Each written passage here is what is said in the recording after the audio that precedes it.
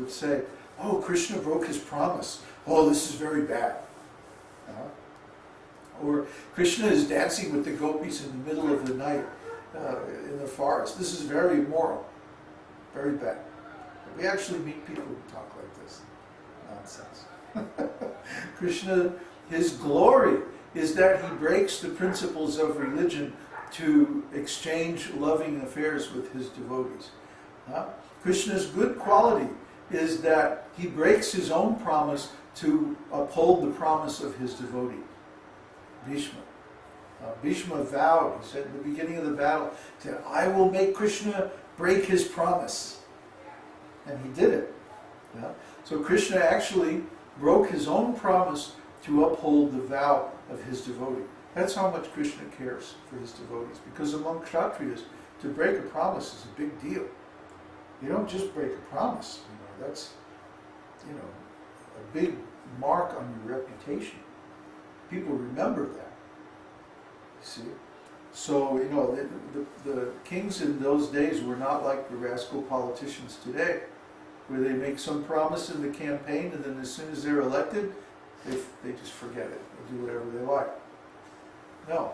In those days, if you made a promise, you better live up to that promise.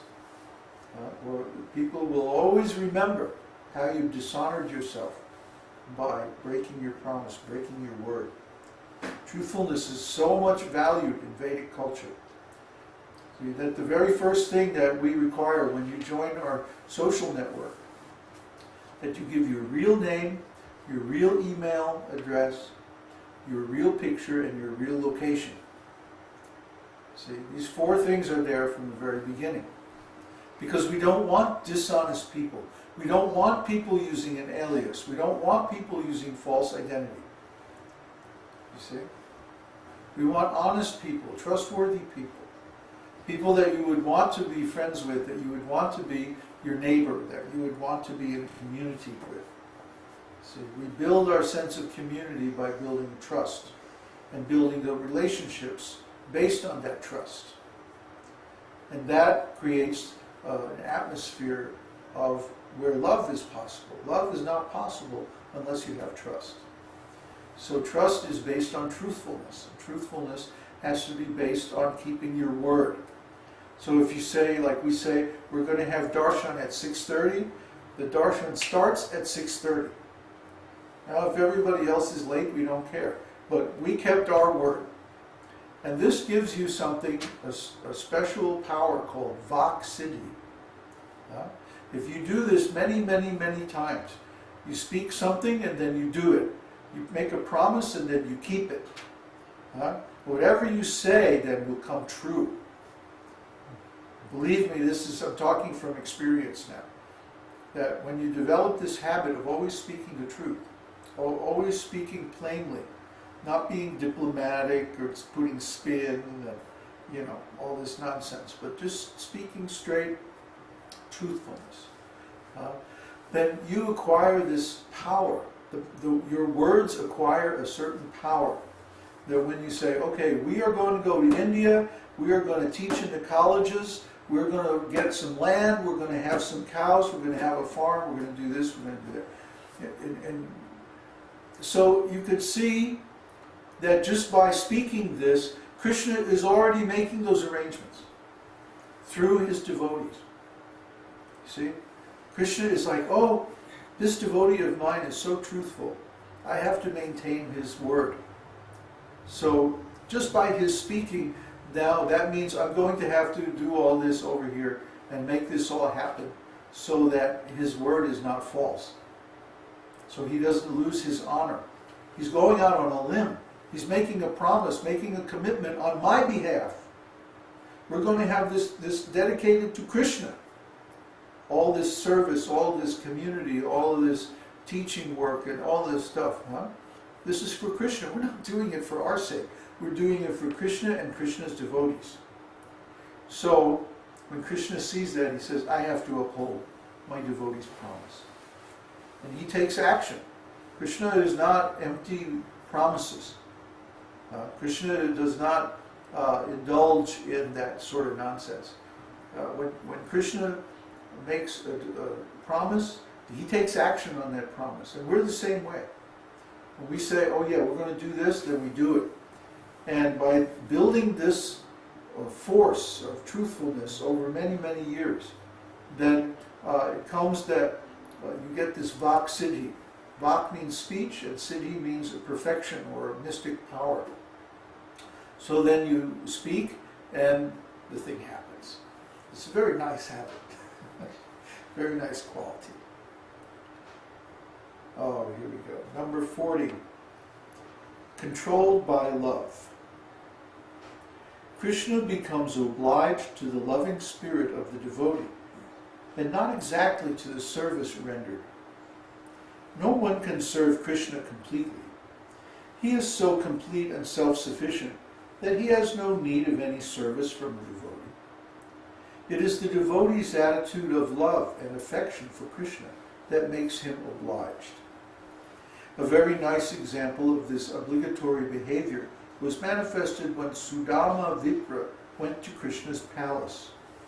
Sudama Vipra had been a class friend of Kṛṣṇa's, and due to his poverty, he was induced by his wife to see Kṛṣṇa to request some aid. When Sudama Vipra reached Kṛṣṇa's palace, Kṛṣṇa received him very well, and both he and his wife washed the feet of Sudama Vipra, showing respect to the Brahmana. Remembering his loving affairs with Sudama in their childhood, Kṛṣṇa began to shed tears while receiving him.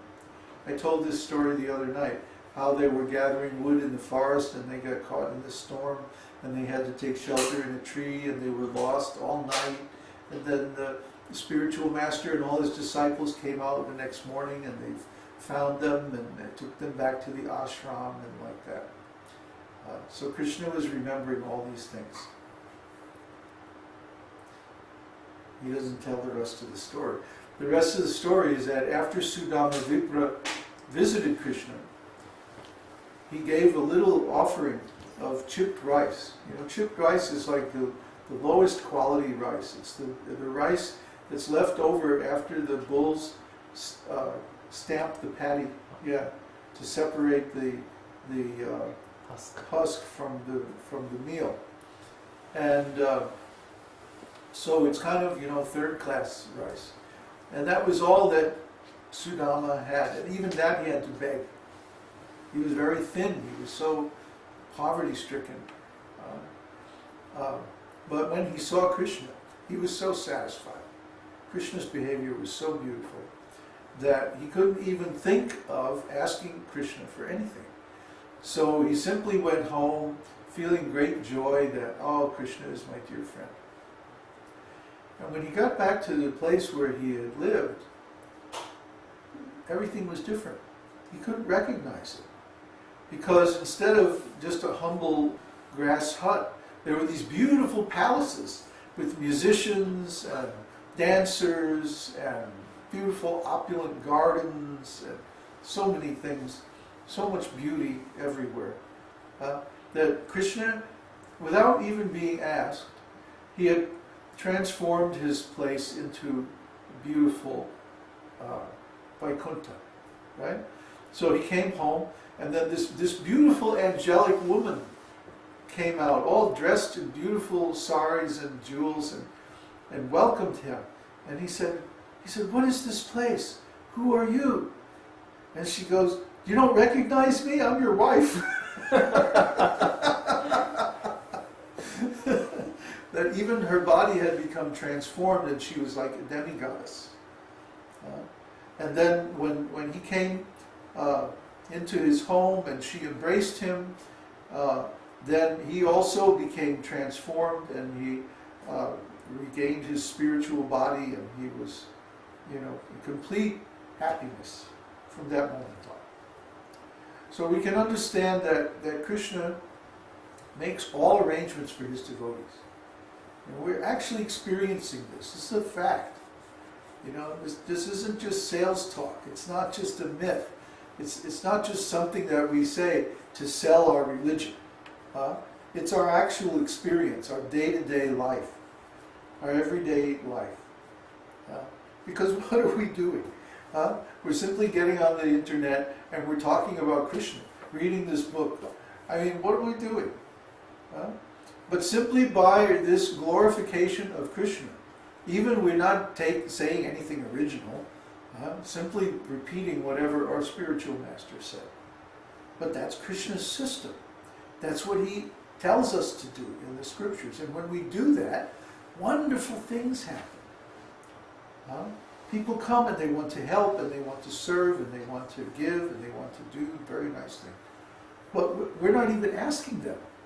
They're coming by their own spontaneous attraction, not to us but to Krishna.